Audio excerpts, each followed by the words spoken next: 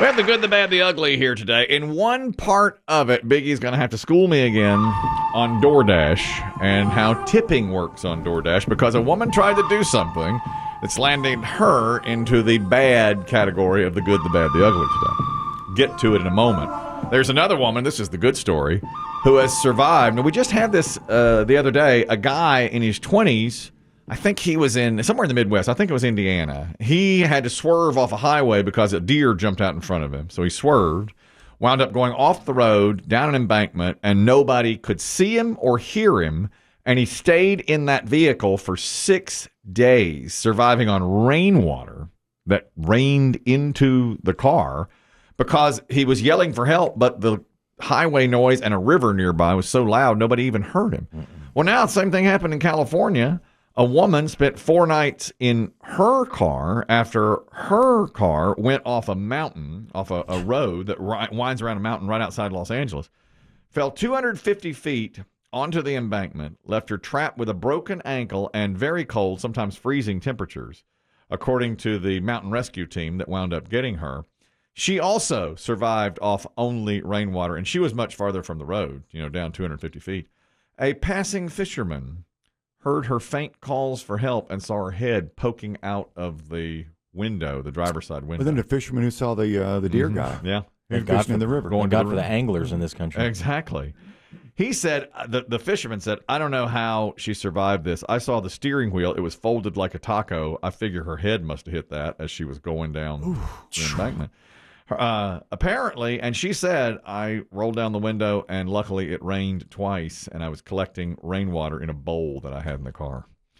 Man. What about cold? Wow, unbelievable. Yeah, she said it was, they said it was freezing. She only had a broken ankle, so they'll treat that. The guy who went off the road the other day in Indiana had to learn to walk again. Remember, his car was beat up pretty badly. The guy who was fishing couldn't get any cell service. She had her cell phone, but there was no service at the bottom of the canyon. So he walked back up to the top of the canyon and called 911. And that's the only reason they even got anybody out there. She's lucky, man. If that guy hadn't gone fishing. Yeah, she'd have been done. Man, a slow death. We need more fishermen in this country. You've always said that. I never knew why until now. I'm going to get behind that. If this was to happen to any of us, do you have a vessel in your vehicle that could capture rainwater? I do. I'm sure I have an empty bottle or something. Well, I always have a water bottle in fact, I always have water in the vehicle. But from both of these stories, you got to have it next to you. Yeah, it would have to be. It can't be in your trunk. You'd have to. No, I don't have it in the trunk. It's always on my passenger seat. I keep it there at all times.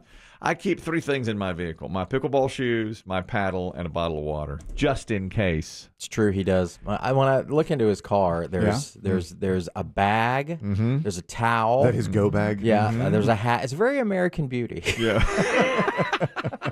It is. Are there roach clips in there too? Well, I think he keeps those deep down. I can't see those. You gotta go. You gotta get out of town sometimes. Now, if my water bottle and such flew around as the car were rolling around, then no, I don't. I'm trying to think if there's anything I could capture water in if it rained. Right now, I've got a shoebox in there. That ain't gonna work. It's cardboard. Probably not. It might work for just once, and then after that, of course, it's going to be damaged. She's going to make a full recovery, they say, and it looks like that this fisherman saved her life. How long do you survive if you have water but no food? A week and a half? I can never remember. If you have no food, At least a week. I would think. Well, that one guy was 6 days. When the guy we talked about yesterday. So that was a good story as well. I don't know what goes through your mind. It's not food. No, and survival and breathing and imagine what a long time 4 or 6 days is when you're sitting in a car and realize nobody can hear you. Yeah, your mind goes from who's going to find me to all right, how's this going to end? Yeah. This is the end of me. Right. I think at first you think to yourself, well, somebody will be along here in a second, and then after a while you're like, did anybody see that? Exactly. Does anybody know I'm here? Exactly. And of course, I'm sure if she got to her cell phone and was trying to dial, had no cell service. But could you not text if there's no cell service? It won't go through. It'll sit there and spin. Oh, you're right. It'll say undelivered. Undelivered. And you can't. Well, that's when you need a hotspot. Oh yeah. Yep. What does that mean? Exactly. Nobody knows. The ultimate irony. My wife has set up a hotspot for me. If you have a hotspot, why don't you stay on it all the time? I got a hot spot. I don't know how to I use don't it. be on cold spots. I don't know how to. That would be me. I'd be I would not know how to get to my hot spot, even though I would have The it. other thing too about going off like you said, going off a mountain, but I think that could happen like off the side of an interstate between two cities. I mean, that could happen anywhere, and you could be stuck for 2 or 3 nights. That's what happened to that guy in Indiana. Yeah. That was a very heavily traveled road, but he Yes. was hidden and nobody saw him. Iris, you're talking about finding someone who's off the road like that. Go ahead. Yeah, my cousin lived here in Greensboro, and she was going down the road, coming home from work late one night, and it was bad weather, and she slid off the road, was in a ditch, couldn't be seen from the road, but she always kept a whistle with her. And she rolled down her window and kept blowing the whistle. When she didn't get home when she was supposed to, and she was really late, her husband got worried and went out and started driving the route that he knew she would take, kept his window down, and he heard the whistle. Unbelievable. wow. What forethought. Yeah. That's fantastic. That's amazing. And he goes and drives back and forth on the route he knew she would Listening take, for a whistle. listening for the whistle. That's incredible. Oh, gone. I'm going to start doing that with my wife. I thought you were going to say you're going to start doing that with your whistle. No, I'm going to get a whistle. I'm going to get a whistle for her just in case, so that, you know. Brilliant. Of course, What's her normal route? I couldn't tell you. Mostly in our neighborhood. That's I don't. Does she ever go to the big Costco? Yeah. You How could- many husbands do you think would hear the whistle and go, all right, well, I know where she's at, but I'm gonna take a night to myself. Should be along. Another 24 hours. Let me go ahead and throw some markings out here so I know where she is in case. I mean, And I'm gonna go ahead and head back home for a little clearly while. she's still breathing. Yeah. See if the fellas want to play a little Texas Hold'em. Yeah. Yeah. I mean, she's gonna make it another 12 Another hours. day. It's wild card weekend. At least get one night under your I belt. know where she is, and I'm still gonna be a hero. Do you think, here's a legal question for Lisa Lanier. Let's say your scenario just played out. So you go out there, you hear the whistle, you're like, that's where she is. You go on back home. Have you committed a crime? You're not helping her. Yeah. That's a weird, I mean, nobody would do that. Yeah. Or would they? So it's safe to say that these people didn't have those iWatch phones that I don't know that would work. If you don't have a if you're out of signal, if you have signals- no signal, I don't know how. I don't do you think- know, Biggie? doesn't it. I don't know that would work. It won't even dial 911 when you got no signal, I guess. She Is that tried. right? She said she tried. I mean, there's no signal at all. And you know, another one of these is almost a 50-50 thing. If you keep your watch, not your watch, your phone in the in one of those little like WeatherTech holders, or you keep it in your cup holder, it may go flying. Exactly. And if you're pinned in your car, then you can't use Can't it. get it. Or conversely, if your arm is broken, you may not be able to get it out of your pocket. Right. So you never know. Where I do mean, you keep your phone? She got to it. The guy in Indiana couldn't get to it. He had rolled. He couldn't. He didn't know where it was. Mine would fly away. Yeah, mine too. Scott, you're talking about how long someone could go without food. Now they had water. They drank rainwater. Go ahead. Yeah, morning, guys. So the way that I was kind of taught is the rule of threes. So you can go about 3 minutes without air, 3 days without food, 3 weeks without water, and then within about 3 No. days. No. gonna No, jump wait a minute. out. You got you reverse that. You reverse that. It's He's got to right be on the threes. So but, so it's 3 minutes without air, 3 days without water, and 3 weeks without food. Without Yeah. No, 3 days without food, and then you can go about 3 weeks with just water. Oh, with just water. water, Oh, I yeah. see. Okay. All right. Okay. I think you can go long. Yeah, 3 weeks with just water. Yeah. Okay, that makes sense. Thank you, Scott. Appreciate it. I'm trying to think if I have any food in the car. I don't. You have to dig around. You may not be able to. Some fries. Some. Would you go? I would Your resort. son had a frog dead. Dead frog in the back of his car when he cleaned it out. Long story. I'd eat it. In the hands of a good chef. What's Just that a called? leg? What's that called? Frog Frog legs. legs. There's Yeah, something frog legs. French. Frog legs. Yeah, there's a French word. But when my car rolled over, all those chicken nuggets and French fries would come out. From years past. You'd hope. Would you eat them? Hell yeah. I would too. I mean, I would after too. a couple days, Yeah. I mean, I wouldn't. But what would that do to your gut? And then you're sitting there retching, and then cares? you lose fluid. yeah, poop on yourself. Yeah, but that's loss of fluid. Yeah, I'm not sure. I don't know if you want to eat that. I don't know what a doctor would tell you about something like that. Whistle's the best thing that came out of this conversation. For sure. Lifeguard whistle. Very smart. Keep it in your car. Keep it in your car. Keep it around your neck like a lifeguard. Bad story. Why were we talking? The other day we were talking about the stores, Ulta and Sephora. And Dave piped up and said, very expensive, overpriced. I forget. Kind of out of the blue. Yeah, I forget why we were talking about it. Was it your daughter and her makeup habits, perhaps? Well, it was, but I think there was a story about it that and my daughter got a ton of stuff from either Ulta or Sephora. I'll say it was associated with Christmas, but I can't remember how. Something about, anyhow, they were in the news. Today they're back in the news, Sephora specifically. Sephora apparently now is getting overrun with tween girls aged 9 to 12. And teenage TikTok influencers say, enough with these young girls going in there. This is for our generation. This is for teenagers, not tweens. One in particular told her story. She apparently is very pale in the winter and needed something called elephant drops. Never heard of it. Yeah. But she was overrun by the amount of 10-year-olds in there and lost out on the product she wanted. So I haul ass to Sephora. I take myself to the drunk elephant section. I knew there was a very false hope that I would get these drops because they've been the rave. To my surprise, I'm walking and I see a little box behind the display. I'm like, oh my God. All of a sudden, a 10-year-old comes out of nowhere, looks at the drunk elephant drops. We were both grabbing and I was like, no. And she was like, no. It was like, you know what I'm saying? But her fast little short hands grabbed it before me. We're both looking at each other at this point because it was a very awkward encounter. This girl literally could not be older than the age 10. Looks at me and goes, "We'll beat you to it." Whoa. That girl is 15. And she says, get these 10-year-olds out of Sephora. I love it. They're called Sephora kids. And she says they're pushing us teenagers out of the way and taking our products like the drunk elephant drops that she needs on her pale skin for the wintertime. And as you can hear, it's a major issue. We had to go. Beth and I were doing some shopping. It was right before Christmas. And we were getting, I think we wanted a gift card for one of the nieces. And we were together, so I decided to go in there with her, and that's all there is. I mean, you could not. I'm not good at gauging ages, but there were 10 and 12-year-old girls in there by themselves, and they were just, they just grabbed sample after sample after sample, and they used to find the mirrors, and they're just doing their faces. You heard this there. You heard this young girl here. It is a zoo, a zoo. She's like, look, and the shelves are, they're bare. Yep. Yeah, I mean, product is just flying out of those stores. I don't know if I'm not a stock market investor, but whatever that company is, buy it. Yeah, Sephora. Which one's better, Sephora or Ulta? Well, you tell us, Dave. They're both spendy.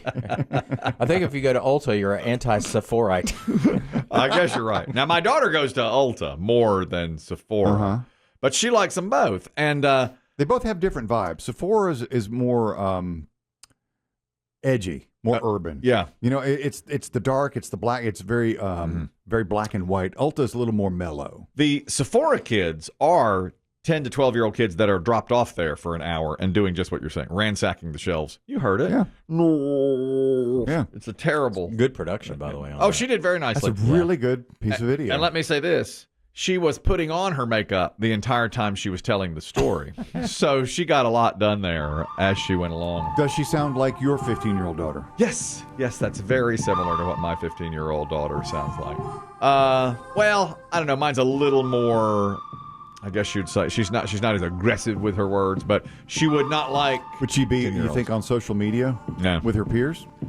She does a lot of Snapchatting, but I don't think she'd put a video out like that on TikTok. She does not. She's too laid back to do something like that. She didn't want to be seen like that. That girl sure did, though. Elephant drops. That's a whole nother world. That drunk elephant drops. That's drunk elephant drops is what they are. Never heard of them. There was one box left. You heard. They're all the rage. I never heard of them. It's another universe, man. A fast-handed 10-year-old got him. Yeah, that's right. Biggie will have to help me on this. It's about DoorDash and tipping with DoorDash. Another bad story here. Apparently, a DoorDasher left an angry note for a customer inside a McDonald's bag. Now, what happened was she went and did not get a tip. She was DoorDashing, and there was no tip when she did the DoorDash. So inside the McDonald's bag, the note said, "Lucky for you, I didn't bother the food, but next time consider tipping your driver." Well, the fact was that the woman who had ordered the food was going to tip in cash. My question is, can you tip in cash? I thought that wasn't done through DoorDash, but I've only ordered once. I guess That's what the woman was going to do. So they had an exchange that was caught on video. Hello. Ignore it. You keep that. Why? Because I didn't see a tip on the app and I put a little card in there. So please keep that. I'm sorry. No, I just had cash. Please. It's okay. It's okay because it's okay. Thank you. Have a good night. So she knows there's a bad note in there, and when the woman tries to hand her $5, she said, "Oh, keep that because I wrote a note." You know, that was the exchange there, knowing that she had put a note in the bag saying, "Tip your driver." Backfired. It did. Now, if you were, I'm trying to think, because we do this from time to time, and there, when you go through the checkout process, there is a little tip screen. Yeah. But I wonder, Biggie, and maybe you can help me out, if you do like notes to driver. I'm going to tip in cash. Yeah, you can put delivery instructions or that. A lot of times you find people don't read that. Right. But yeah. They could have easily put. They put it there. All right. Well, yeah, but I mean, they put it, but it's true. I mean, I put directions to my place. They never nobody ever gets it. Right. I feel that's true too. But what do you think your rating is, Biggie? Because like everybody, like drivers have ratings. I wonder what yours is as a customer. I'm sure mine is high because I tip well and I do include instructions. In fact, when I see somebody has picked it up, knowing they won't read the notes I've left, I will send them a message say, "Hey, just to make the delivery easier, here's some directions." People always appreciate that. You go above and beyond. Yes. In this case, even if you don't put that, if you're planning on tipping in cash, which I really didn't even know was an option, I guess this woman feels bad about it now that she left a dirty note in there for her saying, "Hey, tip next time." Luckily for you, I didn't tamper with your food. But do a delivery enough. I thought you didn't have face-to-face interaction with some of these people. Well, they ring the bell sometimes, right? They put it on the porch. It depends. Sometimes they just leave it, and then we'll text you a picture. You actually get to choose a lot of the times now. It'll say, contact, no contact. Well, this woman probably chose contact because she was going to hand her a $5 bill, which as she tried to do it, the woman said, "Oh, don't, because I left you a bad note." Now, if I were in charge of DoorDash, I'd be very angry with this driver. Who recorded this? The dasher? The doorbell cam. So the doorbell camera records this. But wouldn't you, if you're a DoorDash boss, aren't you mad because you put a note in a bag? Without a doubt. You never should do that. Jason, you're talking about DoorDashing. Go ahead. Morning, Chris. Morning. P1 here. Thank you. I've been DoorDashing for about 2 years now, probably, and I do. A lot of times, they don't tip anything, but you're talking about cash tips. I have gotten just in the last 2 weeks right at $90 cash tips. One of them a school for a lot of pizza, and they just gave me a $50 bill. Yeah. You have people like that, but then you have people that don't want to tip you nothing on a $4 order, and I'm just not going to take that. I'm not going to mess with anybody's food. I'm just not going to take it. Right. Would you ever leave a note saying, "Hey, tip next time," or is that's got to be really frowned upon? No, I wouldn't do that. I just remember who you are, okay, when you come up in the screen, and then don't go back to you. Just don't take that order. Right. Make the note. I'm not doing that. Let another driver deal with it. They don't tip. Old No Tip Kelly. I don't know why I said that name. I don't either. Thank you, Jason. Rolls off the tongue, though, doesn't it? I know. Hostility. Hostile. I find it hostile. I didn't care for that.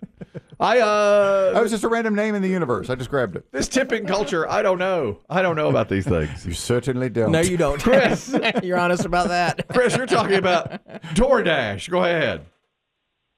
I caught a little bit of the last caller, but yeah, the old DoorDash system used to be if you didn't see a tip, you could just decline that order. And then it would go to the next person, and then they would decline that order, and then eventually the person would just never get their food. Yeah, I heard about that. But if you're going to tip, maybe the smart thing is to put in the notes, "I'm going to tip you in cash. I don't, I need to tip in cash for whatever reason." That's what I guess you have to do that, as Biggie said. But even if you don't, because that tipping thing, they do see ahead of time.